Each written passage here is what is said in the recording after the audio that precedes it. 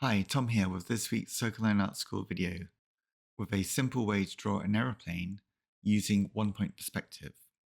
First, draw a dot to represent the vanishing point. Next, draw two guidelines from the vanishing point. And then draw a guideline for the edge of the aeroplane wing, making a triangle.